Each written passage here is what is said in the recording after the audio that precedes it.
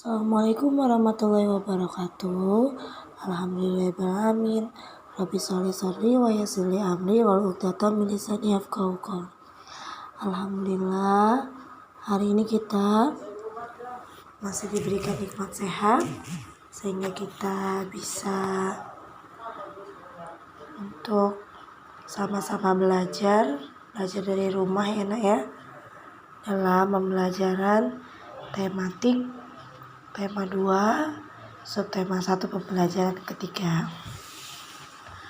Hari ini mari kita bersama-sama membaca doa sebelum belajar, sebelum kita mulai sedikit demi sedikit bahas bersama-sama ya.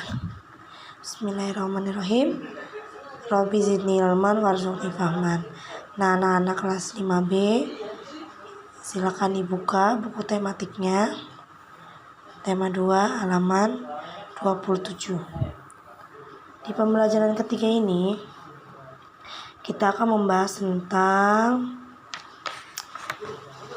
sektor ekonomi ya, jenis usaha di berbagai sektor ekonomi ya. Nah, sebelum ke situ kita amati dulu yang ada di halaman 27. Nah, ada buku, ada kursi, meja, pensil ya, dan patung-patung kecil ini semua terbuat dari bahan dasar kayu. Nah, kayu itu didapat dari pohon-pohon yang ditebang ya.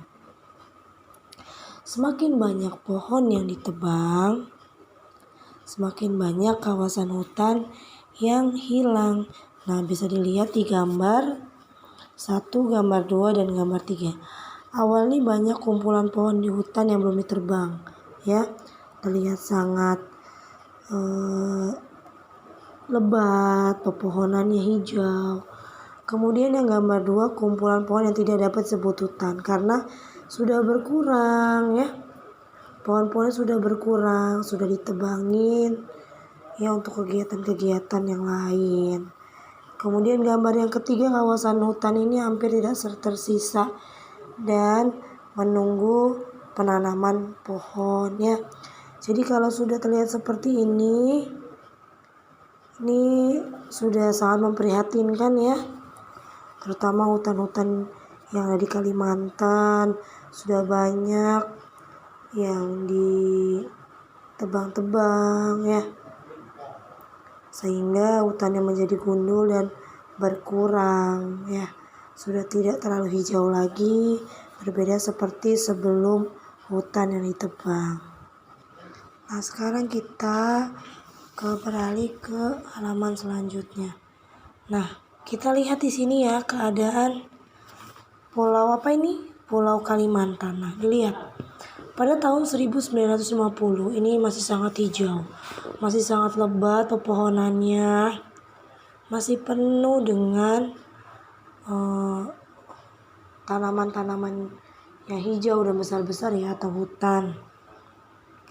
Pada tahun 1985 di sini bisa kita lihat tahun 2000, tahun 2005, tahun 2010, tahun 2020. Lihat, apakah masih tetap penuh hutannya atau pohon-pohonannya, ataukah semakin tahun semakin berkurang? Nah, bisa kita lihat ya, ternyata hutan di Kalimantan itu jumlahnya semakin berkurang ya. Jumlah pepohonan semakin berkurang karena ditebang ya pepohonannya, sehingga sudah tidak menjadi hijau lagi, sudah sedikit sekali sumber daya alamnya ya, berupa pepohonan ini, hutan ini ya. Nah, informasi apa yang kamu dapatkan dari gambar deforestasi hutan di Pulau Kalimantan ya? Deforestasi itu apa? Pengalihan hutan menjadi lahan ya, dengan tujuan lain. Jadi atau istilahnya pengurangan pohon ya. Jadi pohonnya itu berkurang ya. Nah, kita bisa lihat ya, terjadinya pengurangan pohon dari tahun ke tahun ya di Pulau Kalimantan ya. Nah, di sini di halaman 29 ini ada 2 paru-paru bumi yang masih tersisa, yaitu hutan Amazon dan hutan di Pulau Kalimantan. Apa sih paru-paru bumi atau paru-paru dunia itu? Paru-paru bumi atau paru-paru dunia itu adalah sebutan untuk sebuah tempat yang memiliki banyak pohon ya dan hutan. Disebut paru-paru dunia, paru-paru bumi itu karena manusia itu membutuhkan banyak pohon untuk menghasilkan oksigen ya. Betul. Dan di sini yang terbesar ini paru-paru dunia ada di hutan Amazon ya. Dan di Pulau Kalimantan di Indonesia. Tadi di hutan Amazon di Amerika Selatan ya. Dan yang paling penting ini adalah ternyata negara kita ini juga memperoleh sebutan paru-paru dunia ya, karena tempatnya banyak pepohonannya, penghasil oksigen juga banyak kalau pepohonannya banyak ya. Namun keadaan yang sekarang itu kalau pernah kalian dengar ya, di Pulau Kalimantan itu banyak sekali hutan-hutan yang sudah menjadi lahan-lahan yang lain ya, ditebang oleh orang-orang yang mempunyai kepentingan-kepentingan tersendiri, sehingga paru-paru dunia itu bisa berkurang ya. Kalau kekayaan sumber daya alamnya, kekayaan hutan ini pepohonannya berkurang seperti itu ya. Nah, di halaman 30 ini adalah ada upaya pemerintah nih ya, sebagai untuk mengembangkan atau mengembalikan ya keadaan hutan di Pulau Kalimantan. Nah, ini intinya tentang, jadi ada usaha dari Presiden Jokowi ya beserta istri Ibu Negara Iriana Jokowi. Nah, ini berada di tengah ratusan siswa SD yang akan menanam pohon ya.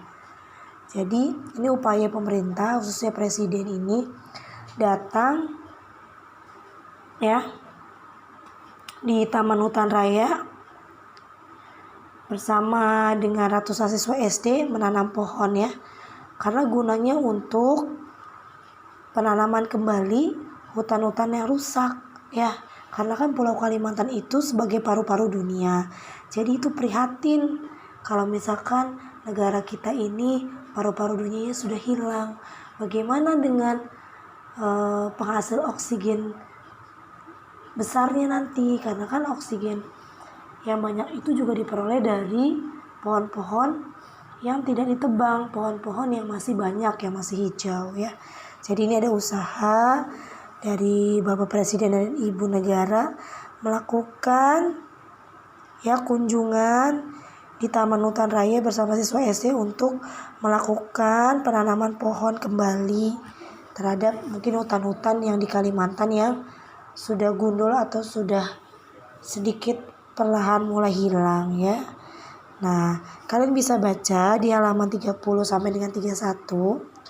Untuk pertanyaannya ini menggunakan ya kata tanya yang sudah dijelaskan di pembelajaran pertama ya, tema 2. Ada kata apa, kapan, di mana, siapa, dan mengapa. Nah, untuk kata tanya apa itu, Ibu ulang lagi, digunakan untuk menanyakan benda, alat, atau objek suatu peristiwa. Kalau kata kapan itu digunakan untuk menanyakan waktu ya kalau kapan. Lalu kalau di mana itu untuk menyatakan tempat ya, menanyakan tempat di mana.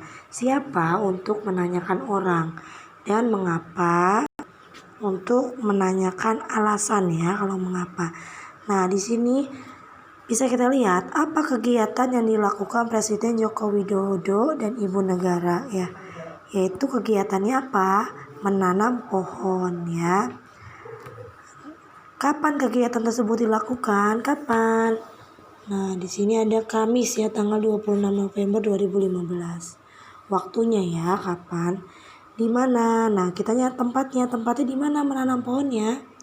Di Taman Hutan Raya Kalimantan Selatan. Siapa yang melakukan? Tadi ada siapa? Presiden Jokowi, Ibu Negara, dan ratusan siswa SD.